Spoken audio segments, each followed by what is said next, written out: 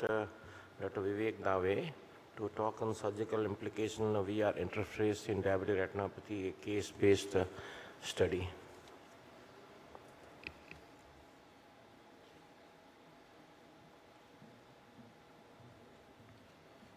I think, good morning, there was a change of topic. Thank you, Piyush, for inviting me. I'll be speaking to all on implications of vitreoretinal interface in the management of diabetic retinopathy.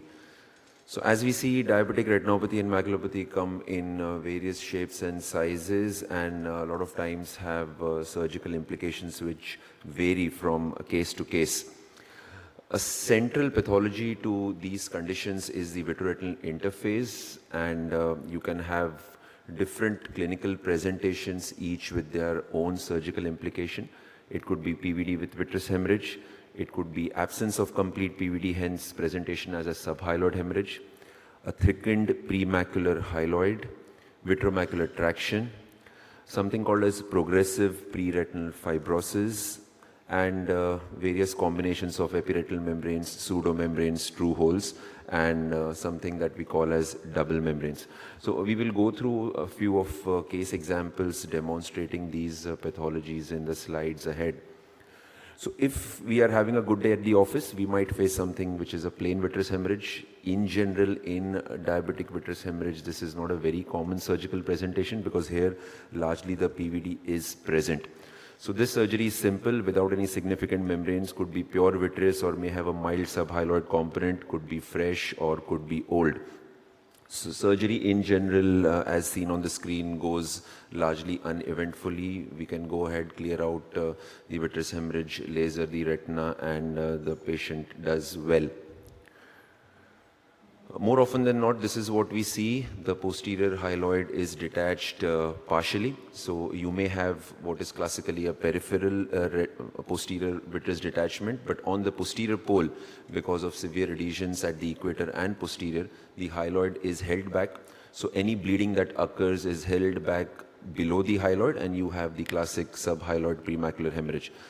But because there is the hyaloid and the retina and blood in between, you have working space between the retina and the hyaloid, and hence it can be entered with a cutter.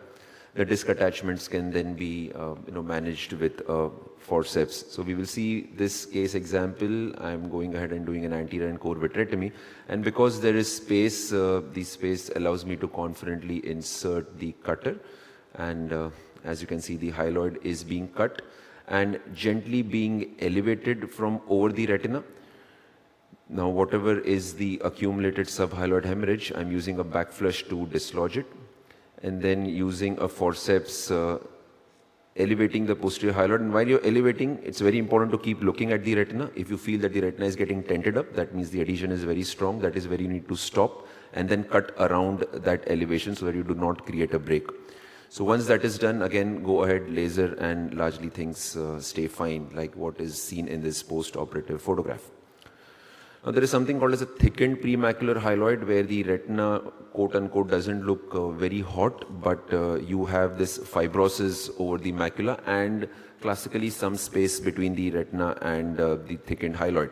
So you can see this fundus photograph and the corresponding OCT, where you will see the thickened posterior hyaloid, but a lot of space between the hyaloid and the retina, telling you that you can insinuate an instrument in between and then sort of cut across.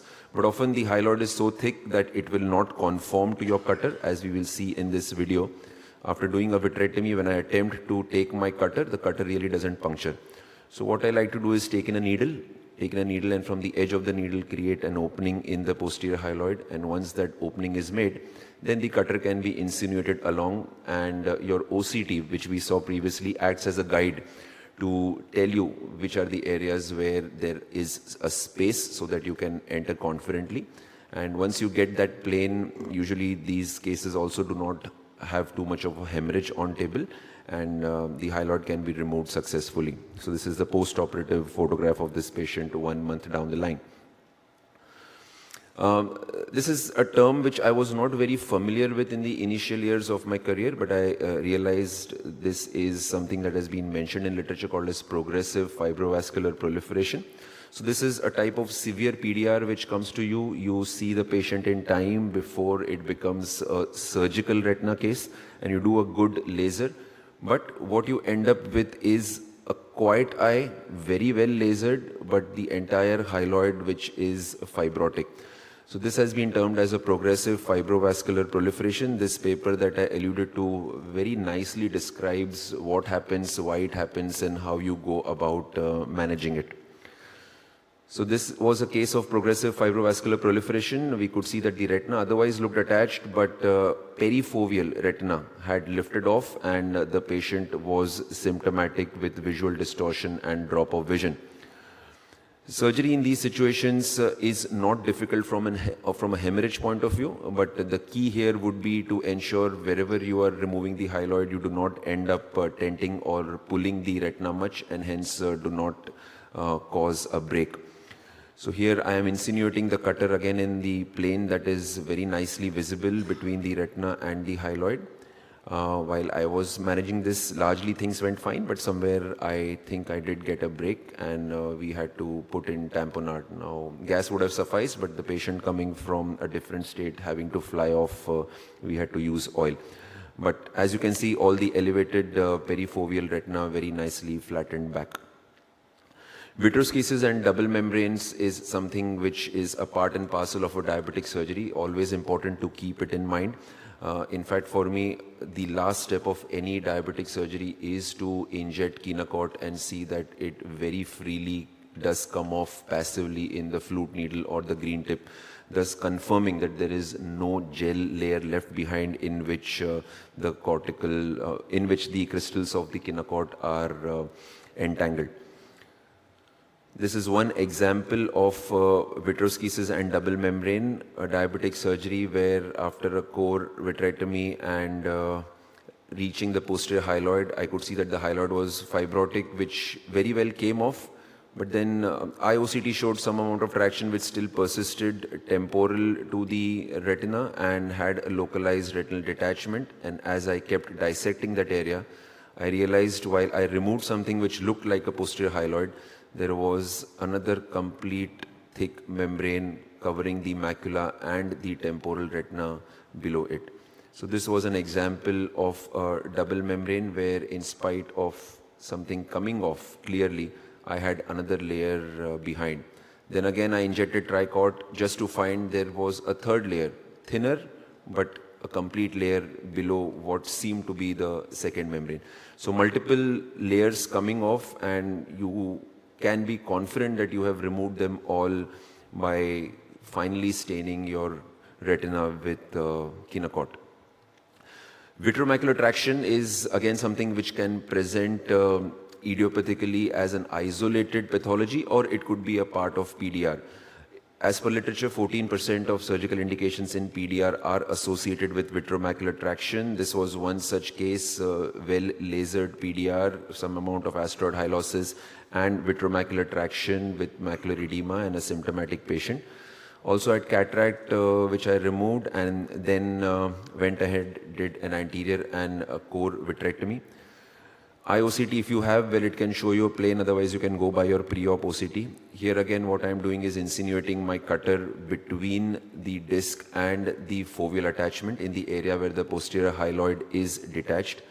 I like to do something which, for a want of a better term, I call foveal isolation. That means just cut off the entire posterior hyaloid which is attached to the fovea around it, so that the fovea and the minimum attachment of the hyaloid on the fovea is separated from rest of the posterior hyaloid. So that way, once you have separated the fovea off, you can go ahead and induce your PVD in a classic fashion. Then again, because it's a diabetic patient where PRP laser has been done, always keep a good look at the rising edge of the posterior hyaloid to be sure that it is not pulling on any retinal scar and you don't end up creating a break. So once the fovea is isolated and the posterior hyaloid is removed, these cases otherwise do well, and this is the post-op of the same patient. So in conclusion, the pathoanatomy of the vitreoretinal interface is the main determinant of the surgical approach in a diabetic eye surgery. Recognizing this helps the surgeon plan the surgery appropriately to get the optimum surgical success. Thank you so much for your attention. Thank you so much, Dr. Vivek. So you've taken us through all the scenarios of VR interface in diabetic retinopathy, and congratulations on this wonderful bouquet of cases that you showed.